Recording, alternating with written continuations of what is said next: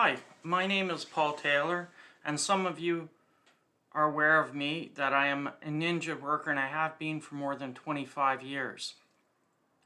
I want to talk to you today about the WSIB's $1.5 billion rebate they gave employers. To explain that while employers are delighted over this massive rebate, they may end up regretting it, and by that I mean, let's be honest. Businesses, employers, contribute to political campaigns.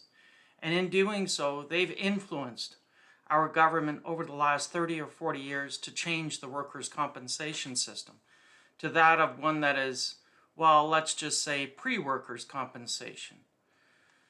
It is most notably over the last 40 years, injured workers have been treated horribly by employers, co-workers, compensation boards, even the courts, but most importantly, by the very people that were elected to represent us in our legislatures, the politicians. The historic trade-off is simply a legal understanding that workers, when injured by their employer's workplace, are provided a guarantee to workers' compensation. But in return for that guarantee to workers, employers are protected from being sued by their workers. So there is a give and take.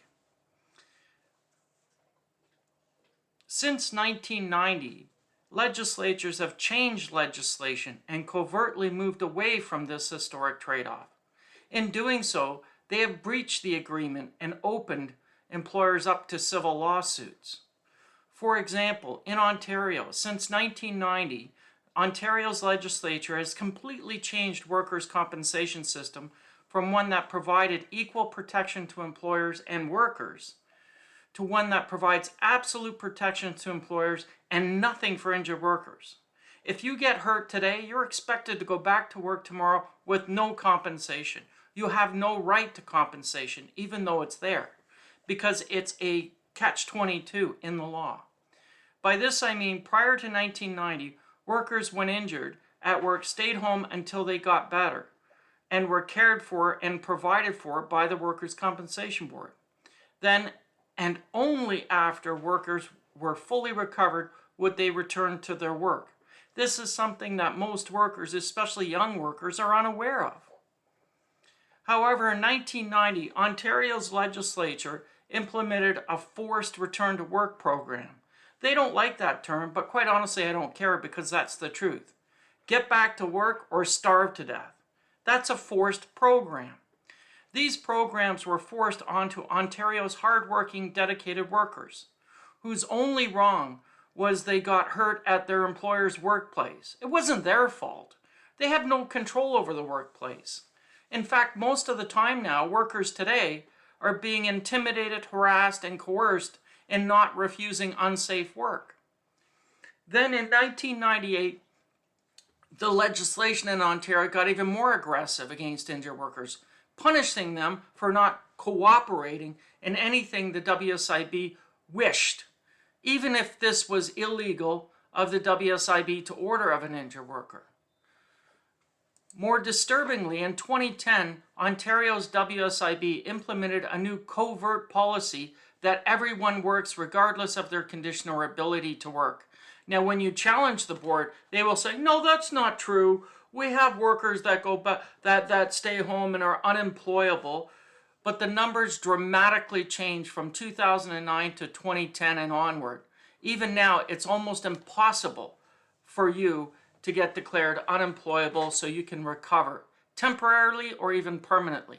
To see for yourself, go to the WSIB's website and look at the area. There's a button there that says for doctors. Click on it. See how the WSIB easily controls doctors. In the WSIB's Doctor's Progress Report form, it makes clear a doctor cannot allow a worker to be removed from work because of pain. Well, wait a minute. Isn't pain a disability? Not according to the Workers' Compensation Board. Their belief, pain is a figment of your imagination, like it doesn't exist. However, let me enlighten you on something that many may not be aware of. I find this not only ironic, but an act in violation of law. Specifically, To explain, I reference a Supreme Court of Canada decision called Nova Scotia v. Martin at paragraph 5. So if you want to read this, just go to a website called Canlii, C-A-N-L-I-I, and search Nova Scotia v. Martin, and you'll find it. Then scroll down to paragraph 5, and you will see these exact words, where the Supreme Court says, and I quote, "The denial of the reality of pain suffered by the affected workers reinforces widespread negative assumptions held by employers, compensation officials, and some members of the medical profession, and demeans the essential human dignity of chronic pain sufferers." You're talking about the highest court in the country recognizing this, but yet even today the WSIB dismisses it like it is their right to do so, like they are above the law. What is even more disturbing is that the WSIB does all this under the watchful eye of the Minister of Labour, Monty McNaughton, and Premier Doug Ford. You see, both the Minister of Labour, Monty McNaughton, and Premier Doug Ford don't care what the WSIB does to injured workers.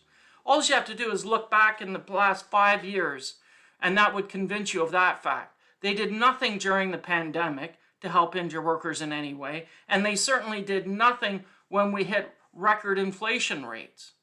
Moreover, I believe there is a tight relationship between the WSIB and both the Minister of Labour, Monty McNaughton, and Premier Doug Ford, a relationship, in my opinion, that is completely illegal, and I would go so far as to say is more than likely fraudulent. This is because the WSIB has control over billions of dollars, and guess what? They want it, whether it be given to them directly or indirectly. For example, Minister of Labour Monty McNaughton and Premier Doug Ford promoted that the WSIB was to give a $1.5 billion rebate to employers, to businesses. Then afterwards, after they announced this, the WSIB advertised this rebate in every single media outlet. What was interesting is that the WSIB decided to do this advertising just before a provincial election. This should be very disturbing to many people because I asked this simple question. Why would the WSIB need to advertise this rebate? Did the WSIB not already have all the employers' addresses and contact information, like an email? Could they not send out an email to the employer and save a few dollars here or there? Moreover, clearly, was this not fiscally irresponsible according to the Workplace Safety Insurance Act, Section 1, that they must do everything in a fiscally responsible way? This is something that I raise concern about because Mr. Bellick, a WSIB lawyer, and Mr. Loken, a lawyer for the tribunal, love to throw this in my face in court every time I'm in court with them. They infer that the WSIB is poor and has no money and can't afford to waste money on poor little injured workers who are greedy, selfish bastards and are fraudulent. But they can afford to waste it on advertising a pointless rebate. Strange. Moreover, what is even more disturbing is that the WSIB advertised this rebate just before the provincial election, just as I said, calling into question the integrity of the WSIB as a government agency. And this current government, is the WSIB controlling the government, or is the government controlling the WSIB? We don't know. They might be very grateful for that massive free advertising campaign.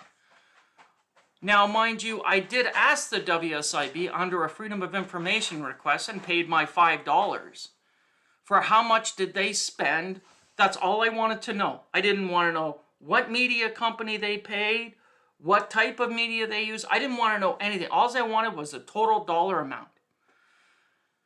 In return, in response, the WSIB gave me something in the neighborhood of 12 to 13 invoices. It named the company, the type of advertising, but it redacted all the dollar amounts. So in other words, that's kind of strange. But again, their law, the Workplace Safety Insurance Act, clearly says that they must be, managing the monies of injured workers in a fiscally responsible and accountable way. Is this being accountable? when some ask, how are you spending this money? And they basically say, piss off, I'm not telling you. It's very disturbing. But needless to say, I've appealed that decision to the Privacy Commissioner because I'll find their response and arguments to be quite humorous to see how they defend that as confidential and private. That also inspired me, or angered me, to ask for a second Freedom of Information request. And this one initially went to Doug Ford's office, but staff there, who were actually very helpful, suggested I go to the Minister of Labor's office. And what I was asking about was information regarding the rebate, since Doug Ford got first elected in 2018. Was this a plan all along to steal money from injured workers and then use the money to, so to speak, bribe businesses to then contribute to the Conservative Party? And in doing that, to raise awareness by, again, using even more money of injured workers that was supposed to be injured workers to advertise across all media outlets? So then that way media outlets would be so happy and grateful that they too would promote Doug Ford? I don't know, but maybe we'll find out in time once I get all this information. I do know that the Minister of Labor's office did reply back to me, and they said I have to pay them $380 to get the information. They want $160 up front. Unfortunately, right now, I don't have that money. Like most injured workers, money is always tight, but I will get the money somehow, some way, because I feel this is extremely important in the interest of not only justice and fairness, but in the interest of the truth. Let's get to the truth in this. I would also like to point out something very important to employers if you're listening and laughing, because that's what employers do very well, is laugh at injured workers. I would like to point out that the courts are begrudgingly starting to move to recognize the injustice of injured workers. One only need look at the number of decisions the courts are starting to reverse by Ontario's tribunal in Ontario.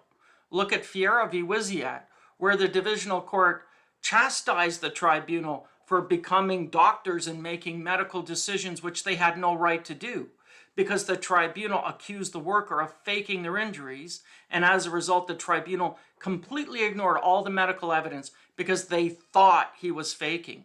I compare that statement to the stigma of injured workers with faking to what people were treated like in being accused of witches. This is a huge, huge problem, and it's denying legitimate claims and bringing our whole justice system, whether it be the administrative justice system or our legal justice system, into complete and utter disrepute. People are going to stop believing in our justice system. Right now, the U.S. justice system is in a crisis of faith. People don't believe the Supreme Court in the U.S. because they're making political decisions. Is that what's going to happen in Canada? I don't know. But I will give the courts credit for making some changes.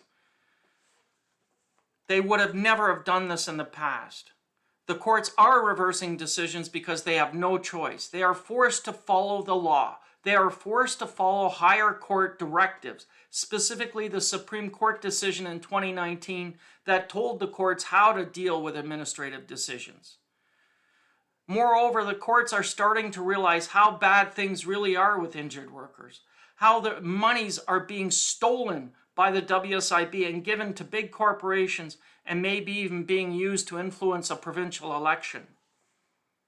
These things should concern you as not just as an injured worker, but as a Canadian and as an Ontarian. And I'm asking you to watch closely and to hold our government accountable to stop this corruption going on by stealing money from injured workers and giving some of it to big corporations, but most of it back to the government. Well, to the politicians and their political parties. I call out Minister of Labour Monty McNaught, who promised in his pre-election speech to make the workers' compensation system fair.